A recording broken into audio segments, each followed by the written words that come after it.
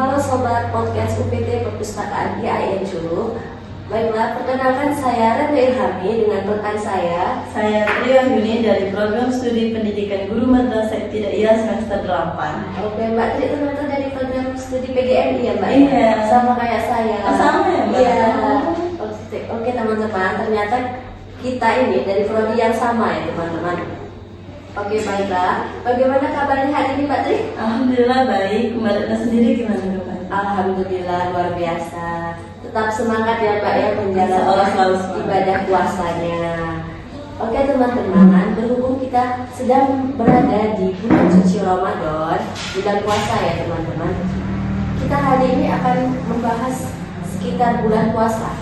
Dan tema kita hari ini menarik nih Mbak. Apa tuh? Tema kita hari ini tentang menjalankan ibadah yang sunnah tetapi meninggalkan yang wajibnya. Oh Masya Allah. Masya Allah ya tema kita hari ini. Oke langsung saja nih Mbak. Yang pertanyaan yang pertama nih, kan temanya tadi tentang menjalankan ibadah sunnah tetapi meninggalkan yang wajib. Oke. Seperti di zaman sekarang ini Mbak, kan banyak tuh genzi ya. Bukan genzi saja sih sebenarnya ya, yang sibuk melaksanakan bukber di luaran sana kan, tidak melaksanakan bukber di tempat-tempat makan tuh, udah bukber sibuk membuat konten-konten TikToknya gitu ya Mbak ya, tren-tren inilah itulah ya, sehingga dia lupa untuk melaksanakan sholat maghribnya dan pulang ke rumah sudah lewat maghrib, langsung isya pun udah lewat, mereka langsung melaksanakan sholat tarawihnya saja gitu. Saking serunya ya? Iya, saking serunya membuat konten itu tadi ya Mbak ya. Terus ada yang bilang gini nih, sholat maghrib dan isya itu udah tiap hari dilaksanakan gitu. Kalau sholat tarawih kan itu udah di bulan Ramadan saja ya gitu dilaksanakannya ya Mbak ya. Jadi gimana nih menurut pendapat Mbak Tri, meninggalkan yang wajib, melaksanakan yang sunnah gitu Mbak? Jadi gini Mbak Retno, bulan Ramadan itu adalah bulan yang istimewa yang memang diperkhususkan untuk umat Nabi Muhammad SAW. Makanya di dalam sebuah hadis itu dijelaskan, Rajab Syahrullah, Sya'ban Syahri, Ramadan Syahrul Ummati. Bulan Rajab adalah bulannya Allah, bulan Sya'ban adalah bulan kata Nabi, dan bulan Ramadan adalah bulan umatku. Jadi istimewa banget gak sih umat Nabi Muhammad? Diistimewakan ya? Iya, itu istimewa banget loh. Umat Nabi Muhammad diberikan bulan khusus, dan bulan Ramadan itu adalah salah satu bulan yang sangat mulia di antara bulan-bulan lainnya. Maka seharusnya momen bulan Ramadan ini sebagai wadah untuk kita meningkatkan kualitas ketakwaan kita kepada Allah Subhanahu wa Ta'ala.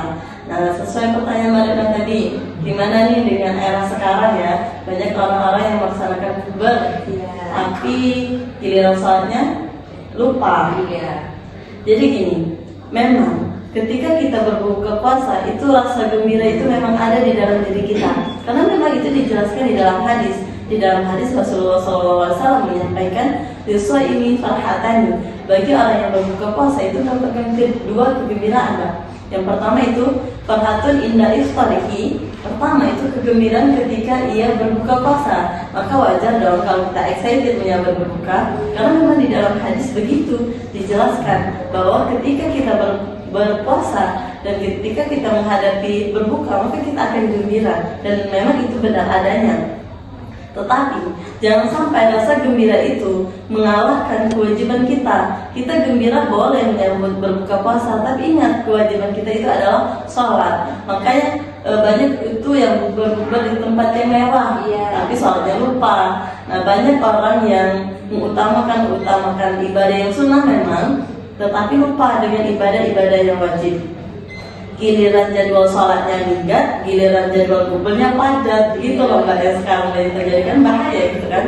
Nah, jadi jangan sampai kita harus lebih baik berbuka dengan segelas air putih tapi sholatnya tepat waktu daripada berbuka di tempat yang mewah tapi sholatnya lewat gitu kan. Jangan sampai kita lupa dengan kewajiban pertama kita gitu Mbak Retno gitu. Oke, terima kasih untuk pendapatnya ya Mbak Tri ya. Jadi teman-teman, lebih baik kita berbuka yang sederhana gitu kan, tapi tetap melaksanakan sholat wajibnya daripada kita berbuka dengan makanan yang mewah tetapi kita tinggalkan sholat wajib kita gitu ya. Untuk pertanyaan selanjutnya nih Mbak, yang kedua ini sering lewat di FYP TikTok gitu ya Mbak ya. kata-katanya itu gini Mbak. Kalau kata-kata di TikTok tuh lebih baik berpuasa daripada tidak tarawih, lebih baik berpuasa tapi tarawih. Maaf ya Mbak, lebih baik berpuasa daripada tidak tarawih, daripada tidak tarawih tapi puasa. Kembali. Iya kembali. Lebih baik tidak tarawih tapi puasa daripada tidak puasa tapi tarawih. Nah gitu Mbak maksudnya. Iya sebenarnya benar sekali. Kita sholat tarawih tapi nggak puasa. Yang wajib itu yang mana gitu loh. Wajib itu kan puasa. Iya. Puasa kan rukun Islam. Dan rukun Islam itu kan hukumnya wajib. Sedangkan tarawih kan itu ibadah yang sunnah. Masa ya kita mengejarkan sholat tarawih tapi kita nggak puasa gitu kan? Maka kita harus mengutamakan yang wajib dulu baru yang sunnah. Tapi logika sederhananya gini loh Mbak Retno.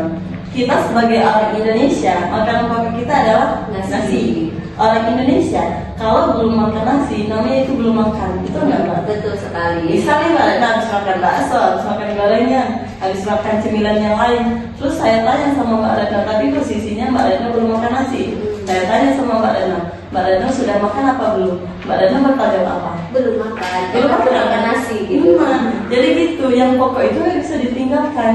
Jadi meskipun sudah melaksanakan ibadah yang sunnah, tapi meninggalkan yang wajib, maka itu tidak akan bisa menandingi. Jadi gini ya, sebanyak apapun ibadah sunnah yang kita kerjakan, itu tidak akan pernah bisa menandingi ibadah wajib yang kita tinggalkan. Makanya utamakan dulu yang wajib, baru lakukan yang sunnah. Makanya ada sebuah makalah dari seorang ulama, dia mengatakan, barang siapa yang mengerjakan ibadah-ibadah yang wajib, lalu ia melupakan ibadah yang sunnah, maka ia termaafkan. Tetapi sebaliknya, barang siapa yang mengerjakan ibadah yang sunnah tapi melupakan ibadah yang wajib, maka ia adalah orang-orang yang lalai. Maka jangan sampai kita termasuk dari orang yang lalai tersebut.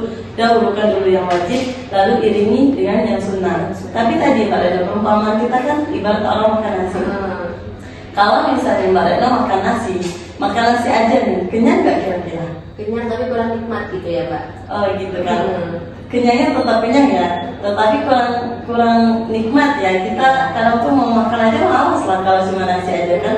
Nah makanya coba kalau Mbak Retno tuh makan sama gorengan ayam, misal sama rendang, apa gimana kira-kira, semuanya nggak makan. Makin nikmat makannya gitu. Iya. Begitu juga dengan ibadah sholat dan ibadah-ibadah yang lainnya yang termasuk dalam rukun Islam, itu adalah ibadah pokoknya. Dan ibadah-ibadah sunnah itu ibadah pelengkapnya. Jadi ketika kita melaksanakan keduanya, maka akan sempurnalah ibadah kita. Jadi gitu Mbak. Perumpamanya kayak tadi kan, kalau kita hanya makan nasi saja, maka tidak lengkap gitu kan. Nah, maka diiringi dengan lauknya tadi. Juga ibadah, kalau kita hanya mengerjakan yang wajibnya saja, cuman itu aja. Tetapi ibadah-ibadah sunnahnya kita tinggalkan. Jadi kita yang rugi gitu loh. Apalagi di bulan Ramadan. Di bulan Ramadan ini, ibadah yang sunnah itu Allah lipat gandakan pahalanya seperti ibadah yang wajib. Pahalanya tapi bukan statusnya ya. Nah sedangkan ibadah-ibadah yang wajib itu Allah lipat gandakan menjadi 70 kali lipat bahkan. Dan jadi kita manfaatkan dengan benar bahwa momen ini adalah momen untuk kita meningkatkan kualitas ketakwaan kepada Allah Subhanahu Wa Taala. Kita jangan sampai salah tadi gitu Mbak Retno.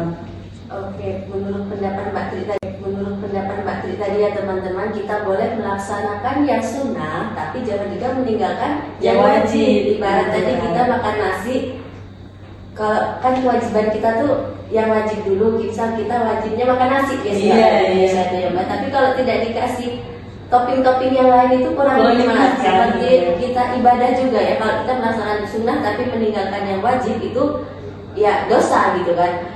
Orang-orang termasuk orang-orang yang lalai tadi ya Mbak. Iya. Begitu juga jika kita melaksanakan yang wajib, kita juga harus diiringi dengan yang ibadah sunnahnya biar ada kenikmatannya, itu pahalanya lebih berkali-kali lipat. Iya. Ya. Oke, untuk yang selanjutnya nih Mbak, ini masih seputar tentang konten-konten yang di TikTok gitu ya Mbak ya. Gak, sering lewat di FYP gitu Mbak. Kata-katanya tuh gini, lebih baik tidak sahur tapi berpuasa daripada sahur tapi tidak berpuasa. Jadi dia itu ikut melaksanakan sahur, ikut melaksanakan berbuka, tapi dia tidak ikut berpuasanya gitu. Sahurnya ikut gitu. Lah kita sahurnya semangat, tapi siangnya nggak puasa ngapain gitu. Iya. Giliran sahur aja, giliran waktunya makan semangat, kok puasanya enggak. Kecuali orang yang memang dibolehkan untuk tidak berpuasa, kayak orang sakit yang tidak bakal sembuh lagi, maka kan ada cara lain, yaitu fidyah. Ataupun orang yang sudah tua renta, maka kan ada diperbolehkan untuk tidak berpuasa. Dan ini berbeda dengan sholat ya Mbak. Sholat itu nggak ada dispensasi, mau sakit, mau tua, pokoknya kalau dia masih hidup itu wajib sholat. Nah, makanya kalau kita nggak bisa berdiri, sholat itu boleh duduk, nggak boleh duduk, boleh berbaring, nggak boleh berbaring itu boleh isyarat. Kalau nggak bisa isyarat lagi, sholat kan? Iya benar sekali. Nah, jadi kalau sholat itu nggak ada dispensasi. Nah, kalau puasa masih, kalau memang puasa itu kan kalau memang orang tidak sanggup lagi ya boleh tidak berpuasa dan diganti dengan cara yang lain kan. Ataupun kayak ibadah haji kan bagi yang mampu saja, bagi yang tidak mampu tidak wajib. Nah, tetapi sholat tadi kita harus menekankan benar-benar dalam diri kita, jangan pernah kita meninggalkan sholat, karena itu sholat nggak ada dispensasi, nggak ada alasan kita boleh meninggalkan sholat gitu. Itu yang benar. Jadi teman-teman, kata Mbak Tri tadi kalau sholat itu tidak ada dispensasinya. Iya. Jadi mau sesibuk apapun kalian nih, yang benar nih kan sibuk buat konten, jadi jangan untuk meninggalkan sholat wajibnya gitu. Karena tidak ada dispensasinya ya kan Mbak ya. Iya betul sekali.